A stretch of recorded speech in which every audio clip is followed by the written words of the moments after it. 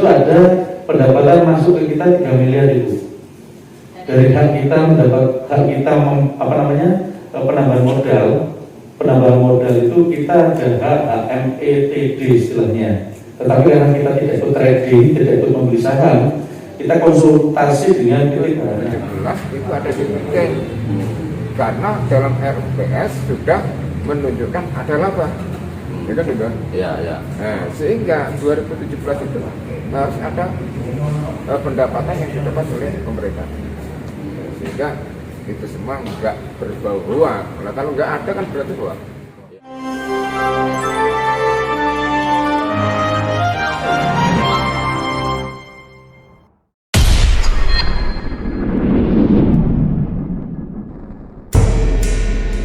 Konsultan hukum juga termasuk pajak, terus juga ada biaya operasional, ada PPH pasal 23 dan ada PPN pasal ada PPN-nya juga Pak. PPH-nya itu 2%, PPN-nya 10%. Ada juga imbalan pihak 2, imbalan 0,7 sekian persen. Dan ada PPH dan imbalan itu min 2 sekian persen. Nah hitungannya itu dari PT Bahana semua, sekuritas selaku konsultan Pak. Dan kita nggak tahu itu apa persentasenya dari mana. Cuman memang ada istilahnya OP, out of pocket expenses atau apa itu Pak. Ada biaya transaksi di BI juga 0, sekian persen, 0,1%.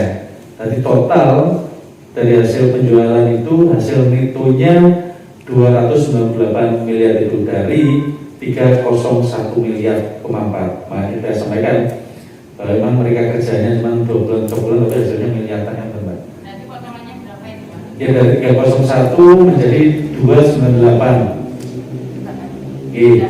Sekitar 3M Ibu. Sebenarnya kalau dari 3M itu benar tahun 2018 itu ada pendapatan masuk ke kita 3 miliar itu. Dari hak kita penambahan modal. Penambahan modal itu kita ada hak HMETD istilahnya. Tetapi karena kita tidak ikut trading, tidak ikut membeli saham, kita konsultasi dengan PT Bahana. Sehingga hak kita jual di bursa saham.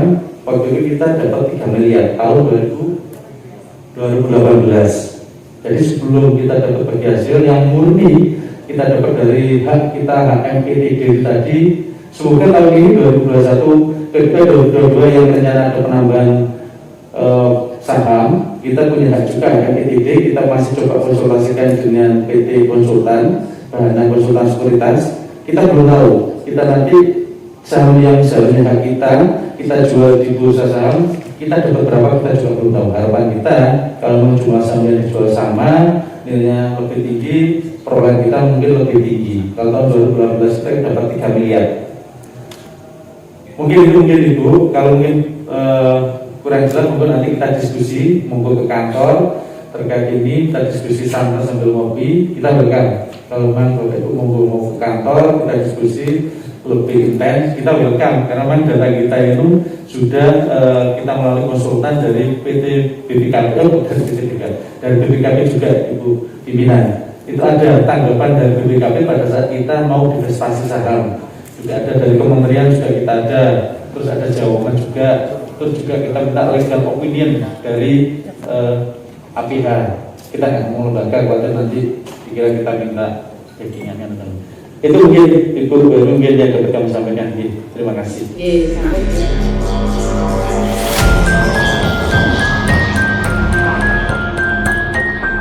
Pemirsa netizen dimanapun berada. Nah kebetulan saat ini kami ada masih di area gedung rakyat DPRD Banyuwangi.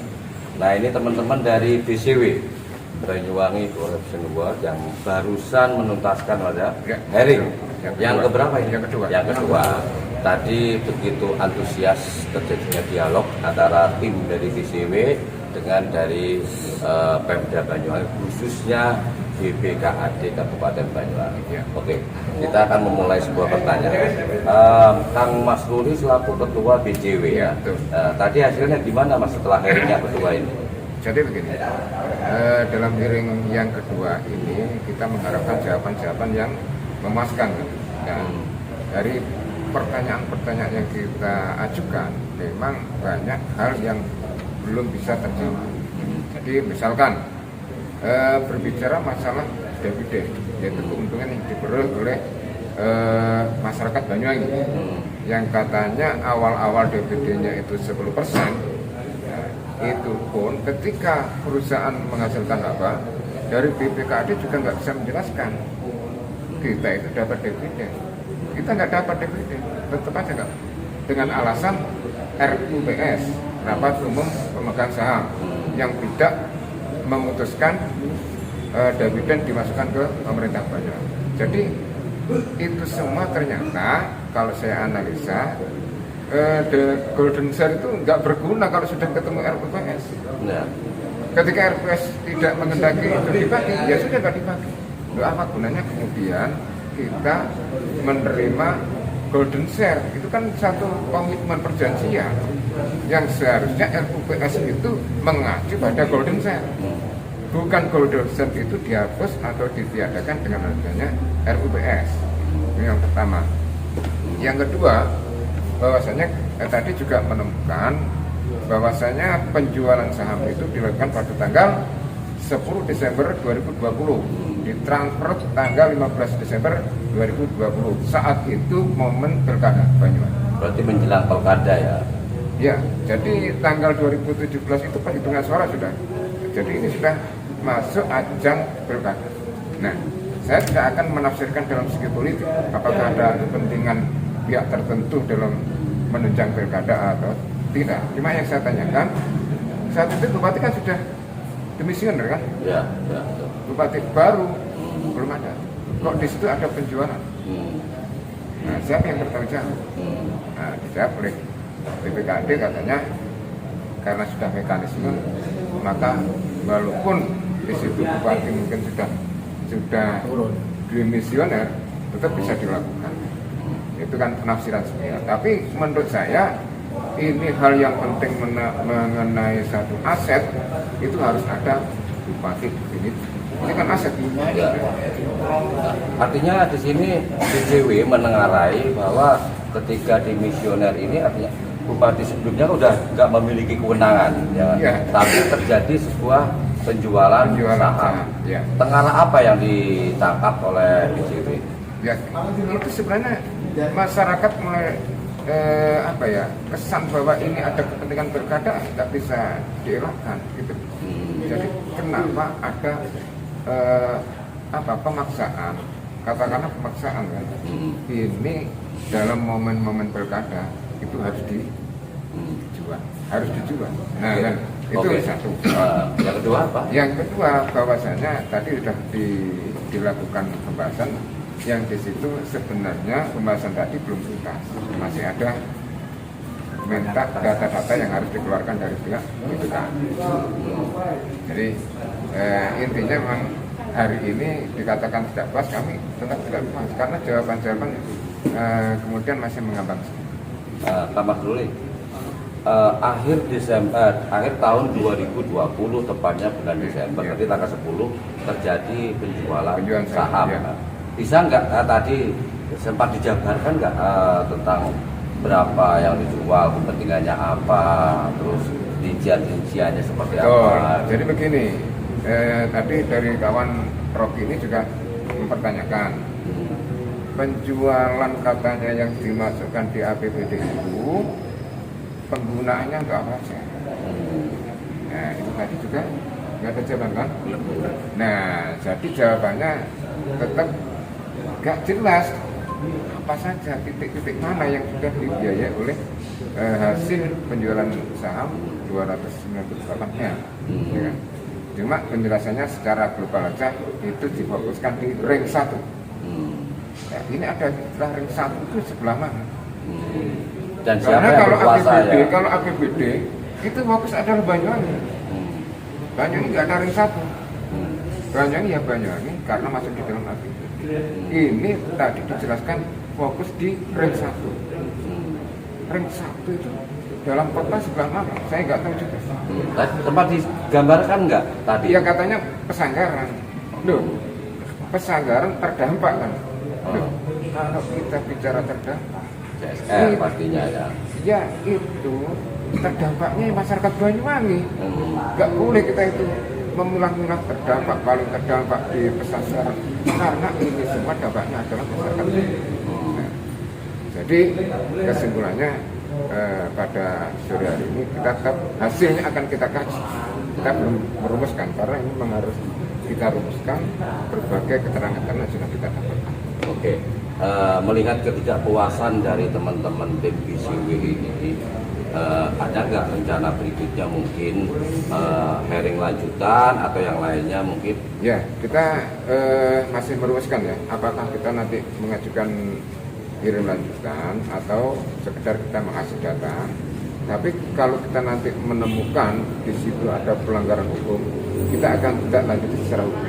Artinya ke pidana berarti. Ya, betul. Nah, tadi sempat kami dengar ada penawaran untuk detail menyampaikan penjelasan dari BPKAD, sempat menawarkan ngopi bareng tadi. Gimana tanggapan dari teman-teman BCW? Ya, jadi begini, kalau masalah data yang tidak tersampaikan, ya barangkali masih tertinggal di kantor, saya juga nggak tahu ya. Apa maksudnya mau ngopi bareng? Apakah datanya masih tertinggal di kantor? Ya, mau nggak saya ambil? Ada enggak? Kalau cuma ngopi biasa di warung kantin DPR bisa. Tapi persoalan urgensinya itu apa? Misalkan ada data, tadi kan saya minta apa itu memorandum of standing perjanjian MOU, antara MOU pemerintah daerah dengan pihak BSI itu kita juga minta seperti apa. Selama ini kan tidak ada yang tahu, DPR aja nggak tahu. Nah, ini menarik. Berarti kan menganggap MOU Matter of Understanding ini kan penting. Ya. Kira-kira apa yang ingin dapatkan di dalam MOU tersebut dari teman-teman BCW? Ya, kita itu gini, berangkat semua itu kan sebenarnya dari MOU. Tanpa MOU tidak ada yang namanya saham, namanya golden share juga nggak ada. Semua itu ada sebenarnya MOU karena pemerintah daerah tidak masuk penyertaan modal di BSI karena itu kan golden share, yaitu saham yang hibah.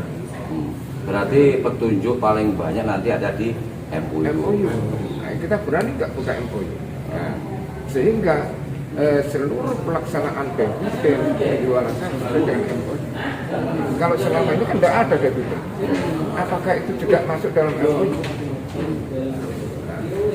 Kalau menurut logika kita seharusnya 2017 itu ada dividen karena dalam RUPS sudah menunjukkan ada laba, ya kan juga? Ya, ya. Nah, sehingga 2017 itu harus ada pendapatan yang didapat oleh pemerintah, sehingga itu semua nggak berbau ruang. Nah, kalau nggak ada kan berarti ruang. Ya. Yang selamanya digembar-gembarkan berarti ruang. Jadi masih ada kisi-kisi yang masih dirahasiakan. Ya. Oke, mungkin ada tambahan lagi yang lain. Cuman mungkin yang kami ingin tambahkan yaitu pertanyaan kami tadi menyangkut ke wujud nyata dari saham itu. Iya, hasil penjualan itu 980 sekian itu. Nah itu yang kita tanyakan itu wujud nyatanya apa? Untuk Banyuwangi ya, 298 miliar itu digunakan untuk apa saja?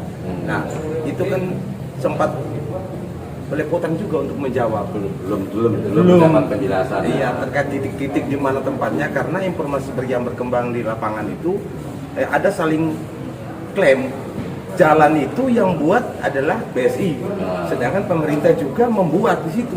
Nah, jalan yang mana kan ini? Nah, tapi juga gini, lucu juga. Tadi menurut Ketua Komisi 3, masih kira-kira meraba-raba, puskesmas yang dibangun di Pesanggaran itu kemungkinan dibiayai oleh hasil penjualan saham, tapi justru diklarifikasi oleh pihak BPKAD bukan itu dana dari pusat. Apa itu dana alokasi khusus, ya, kan? Bukan dari saham bukan tadi dari ya. saham. Nah, ini kan menunjukkan kebingungan. Masa dana DPR itu hanya meraba-raba? Berarti DPR nggak tahu juga. Ya. Bagaimana mungkin dia mau menjelaskan? DPR aja nggak tahu. Mau yang dijelaskan apa? Padahal DPR di sini sebagai representasi rakyat ya. Anda DPR paham? aja meraba-raba dan itu salah. Meraba-raba itu salah. Itu ternyata bukan dana dari hasil penjualan saham. Ternyata dari dana alokasi untuk BPKA. Ya, ini nanti ada kesimpang siuran. Ya. Baiklah pemirsa netizen dimanapun berada, itu tadi penjelasan dari teman-teman ICW seusai mengikuti hearing yang kedua di ruang khusus rapat gedung DPRD. Semoga apa yang disampaikan teman-teman ICW ini bermanfaat bagi Anda semua. Wassalamualaikum warahmatullahi wabarakatuh. Waalaikumsalam. Terima kasih.